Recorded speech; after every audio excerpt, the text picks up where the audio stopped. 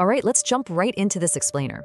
If you ask any wildly successful person what single concept completely changed the trajectory of their life, they're never going to say it was just raw talent, where they grew up, or who they knew. They're going to tell you it was focus. So today, we're breaking down exactly why a scattered mind is literally your biggest enemy and how you can harness your own energy to create some seriously incredible results. Think back to being a kid, playing outside with a magnifying glass. If you just hold that glass out on a sunny day, the scattered sun rays just pass right through it, right? They do absolutely nothing. But if you hold it perfectly still and you angle it to focus all those scattered rays into one tiny, intense, concentrated point of light on a matchstick, bam, it ignites, it creates a spark. This famous quote we're looking at hits the nail on the head. You really don't need to be superhuman to win at life. You just need to stop scattering your energy everywhere and start concentrating it. And this brilliant little story perfectly captures the trap of a distracted mind. Imagine a hunter wandering into the woods.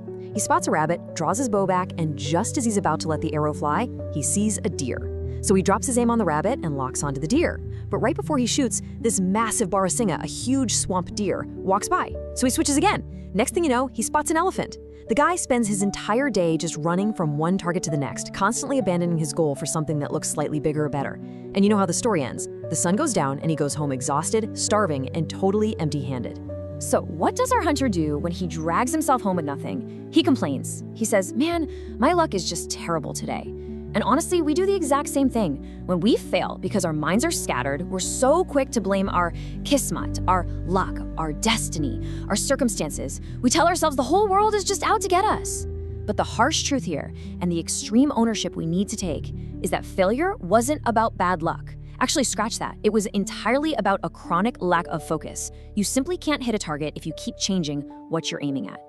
Here's a wild thought for you. 99% of people aren't actually failing to achieve their goals. It's a huge misconception. Their real problem, the actual root cause of all that frustration, is that they don't even have a concrete goal to begin with. If you haven't clearly defined what success looks like for you, you're basically just wandering through that forest, secretly hoping an elephant magically trips and falls right at your feet. Let's just pause for a quick second. If I asked you right now, right in this exact moment, to name your single, most important life target, could you clearly define it? Like, could you state it in one simple sentence?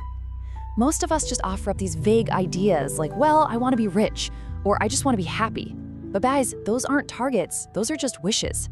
A true goal has weight, it has clarity, it's magnetic. It literally pulls you forward. Okay, to see how this actually plays out in the real world, let's look at an absolute masterclass, the incredible story of legendary Indian sprinter Milkha Singh.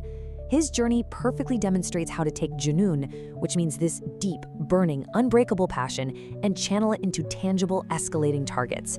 He didn't just wake up aiming to be a world champion on day one. No way. He used smaller, hyper-focused goals to build this unstoppable momentum. Look at how the pacing of his ambition just snowballs over time. Day one in the army, his goal is so incredibly simple. Win a race so he can get an extra glass of milk. That's it. That is his entire universe. Once he gets that, he shifts his focus to earning the prestigious India jacket. He is literally taking physical beatings, bleeding, falling down, but he keeps running because that jacket is burned into his brain. Then, his coach sets a staggering deadline, beat the 45.9-second record written on a tiny piece of paper. He pushes his body to the absolute brink for that specific number. And finally, his goal reaches the ultimate peak, building a legacy. I mean, think about the sheer, supreme confidence it takes to look at your girlfriend and boldly declare, "One day there will be a national holiday in my name." That is wild, but it proves something so important. A crystal clear, magnetic target is the only thing that actively pulls you through the hardest physical and mental pain. When your goal is that big and that clear, all that agonizing daily grind suddenly takes on a profound purpose. But let's be real for a minute, setting the goal is just step one. The second you define a target, the universe is absolutely going to test you. Every worthwhile goal faces intense friction, and you have to aggressively fight off the two biggest enemies of your focus. We've got internal friction, which is distraction, and external friction, which is discouragement. If you don't actively manage these two forces, your focus is going to shatter. Take Milkha's trip to London, for example. His focus seriously slips. He gets totally distracted by the life, the partying, the sudden attention. He loses his edge and fails miserably on the track. So how does he recalibrate? He literally stands in front of a mirror and slaps himself hard. He forcefully snaps his own mind out of the distraction, violently reminding himself of the massive goal he actually came there to achieve. Sometimes we all need that metaphorical slap in the face to snap out of our comfortable little distractions, right? Then you've got external friction, discouragement. This is perfectly captured in a super tense moment when the opposing Pakistani coach tries to mentally break Milka right before the most important race of his entire life. The coach walks up, looks him dead in the eye, and says, "This race will prove to be the last race of your life." Wow. Talk about peak psychological warfare. That is custom designed to plant a seed of doubt and make his focus waver at the absolute worst possible moment. So how do you respond to that level of toxic negativity?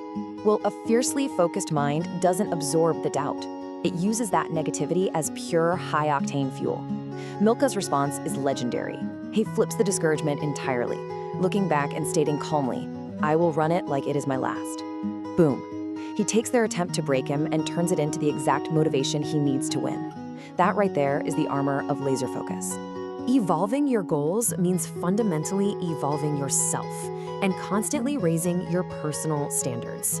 When Milka first started training, wringing the sweat out of his shirt into a tiny mug meant he put in a hard day's work.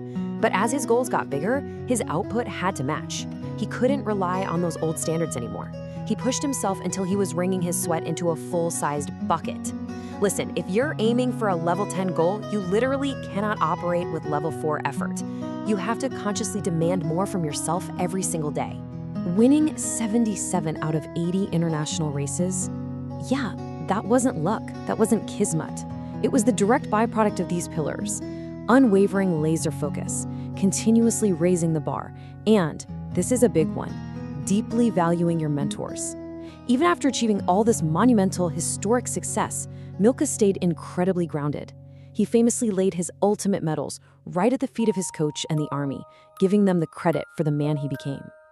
Arrogance destroys focus, but gratitude sustains it. Which brings us right back to this core, undeniable truth. Without a clear target, you are going to wander forever. You've got to realize that a clearly defined goal acts like this invisible gravitational force. It pulls you forward on the days when you are exhausted, beaten down, and entirely unmotivated. Aimlessness just guarantees a lifetime of wandering the woods, chasing random rabbits and elephants, and wondering why you always end up with nothing. So, I want to leave you with this final thought to really ponder as we wrap up this explainer. What exactly are you aiming at right now? Pick one thing, define it clearly, and ask yourself, what legacy is your focused energy going to build over the next 1 to 5 years? If you can ignite that laser focus starting today, there is absolutely no limit to the fire you can create. Stay focused, stay driven, and we'll catch you in the next one.